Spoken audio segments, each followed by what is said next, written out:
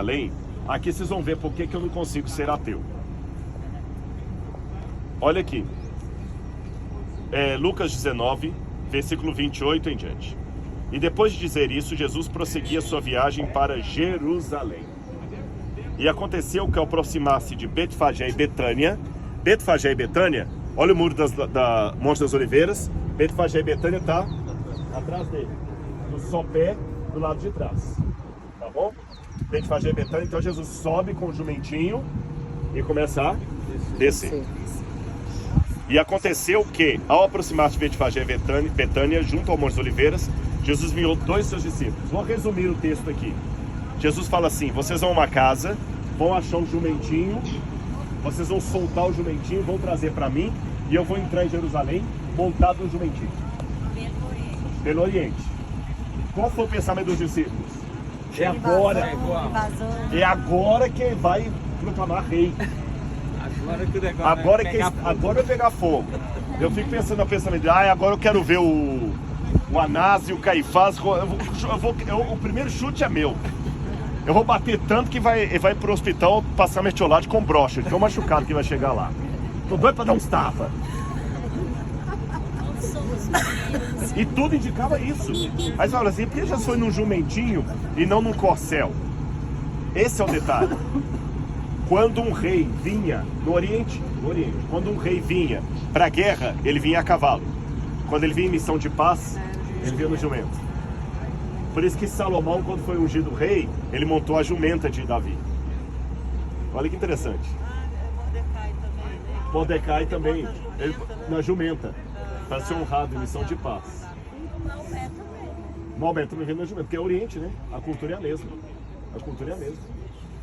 Jesus começa a subir no alto Monte das Oliveiras, e daqui do alto ele contempla Jerusalém lá embaixo. Aí ele começa a chorar. Ele fala: Jerusalém, quantas vezes eu quis reunir você como uma galinha reúne seus pintinhos. No meu antes eu falei sobre isso, né? Aquela mágoa do... Aí quando ele enxuga as lágrimas e começa a descer, o povo começa a gritar assim. Depois, em alta voz, todos diziam: bendito é o rei que vem em nome do Senhor. Paz na terra, paz no céu e glória nas maiores alturas. Jesus vai descendo. E outro evangelista disse que eles começaram a gritar assim: Hosana, Hosana. Tem alguém que chama Hosana aqui, não tem? Hosana. Tem Hosana. Você sabe o que significa Hosana? Ela é Hosana mesmo, com H. É Yehoshana. Senhor, salva-nos. Olha que lindo. Em hebraico é Yehoshana. Yehoshana, Senhor, salva-nos. Mas você sabe que a gente é português as palavras. É igual você fala e-mail. A gente fala e-mail em português, né? Muitas palavras do inglês a gente é portuguesa. Você fala que você usa Colgate e não Colgate. Você fala que usa Colgate. Então, assim como nós aportuguesamos algumas palavras do inglês, os gregos helenizaram algumas palavras do aramaico. Yehoshana, Senhor, salva-nos. O clamor do povo. Senhor, salva-nos. Baruch atah b'shem Adonai, bendito que vem em nome do Senhor. Quando ele começa a descer, que ele atravessa o vale do Cedron e entra em Jerusalém, por ali, que tinha uma porta lá, aí alguns dos fariseus disseram em meio à multidão: mestre, repreende teus discípulos. E Jesus respondeu: eu afirmo a vocês, que se eles calarem, as próprias pedras falarão. Entrou na cidade. O que ele quis dizer com isso? Passou o tempo, Jerusalém foi destruída, aquela entrada pela qual Jesus passou foi completamente obstruída. Vieram os muçulmanos depois, construíram o Domo da Rocha. No século XVI veio Suleimão Magnífico, em 542, constrói um muro por cima, mas ele não abre a porta. Quando a gente vai para Ezequiel, capítulo 44, tem uma profecia muito interessante, escrita cerca de 580 anos antes de Cristo, aproximadamente. Ezequiel, capítulo 44, diz assim: Deus mostrou para Ezequiel todas as coisas erradas que estavam acontecendo no templo, em Jerusalém, em todo lugar. Ezequiel, vamos dar uma volta que eu vou mostrar a você porque que esse povo não presta. E mostrou a feira, mostrou a rua, mostrou o templo, todas as coisas erradas. Quando Ezequiel chegou nas muralhas da cidade, na visão profética dele, diz assim o texto, posso ler? Ezequiel 44, 1 e 2. Então o homem me fez voltar para o caminho exterior do santuário que dá para o oriente. Olha. A porta que dá para o oriente. E que estava fechado. E o Senhor me disse, este portão permanecerá fechado. Ezequiel deve ter ficado desesperado na hora. Vamos pensar um pouquinho em semiótica. Você que trabalha com símbolo. Se o oriente é o símbolo da salvação e a porta que dá para o oriente está fechada e Deus fala que ela vai ficar fechada, qual a conclusão óbvia? Não tem salvação. Não. Vai ficar fechada.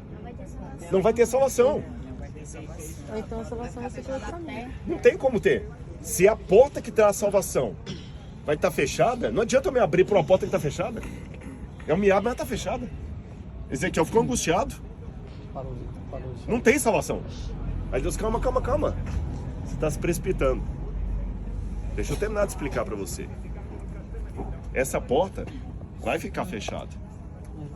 Não se abrirá. Não se abrirá. Ninguém entrará por ela. Por que, Senhor? Eu imagino Ezequiel nessa hora desesperado. Ninguém entrará por ela, porque o Senhor, Deus de Israel, entrou por ela. Não vai abrir, não. Entrou por ela. Por isso ela permanecerá fechada. Vamos seguir a cronologia do texto.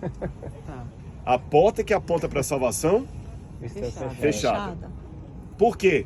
Então não vai vir salvação. Calma, não é isso. O Senhor Deus de Israel vai passar por ela.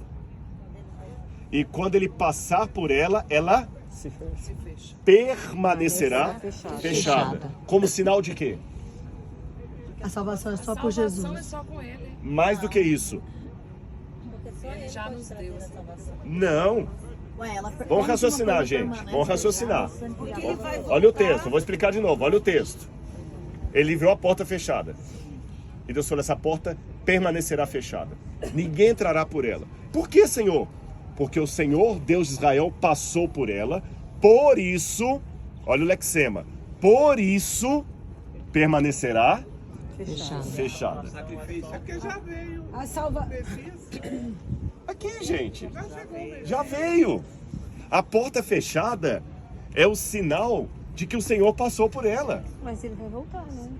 Mas a Bíblia não é por essa porta, ela, não. não é por essa porta. Entendi. Porta de entrada. O que vocês só. falaram é verdade. A salvação é só por através dele. É ele que pode abrir. Tudo que vocês falaram é verdade. aquela Mas porta perdeu eu estou o querendo sentido. fazer aqui a interpretação da do porta. texto, como o texto diz. Olha as palavras.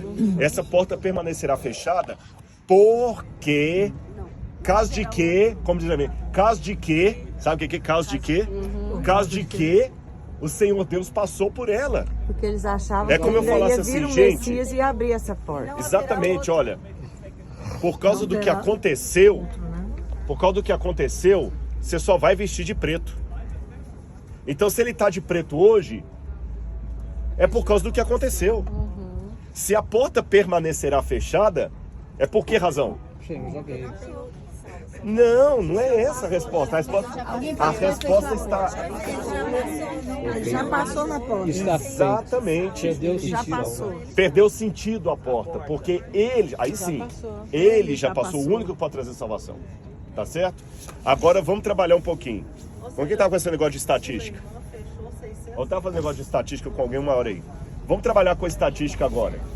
Qual a chance matemática dessa profecia escrita há 2.500 anos cumprir ao pé da letra? Você sabe que eu falei isso com vocês lá na Jordânia. Cada vez que eu vou colocando uma coincidência, a chance vai ficando mais rara. Tem que ser 100%. 100%. A porta de Herodes, fechada. Suleimã veio depois, construiu uma porta, Fechou. fechada até hoje. E quando em 1969, James Fleming estava tirando fotos ali na porta da Porta Dourada, que é a chamada de Porta Dourada hoje, até esse apelido, a terra cedeu, ele caiu. E quando ele caiu, sabe o que ele viu embaixo? O arco da porta de Herodes. Fecha, fecha, fecha.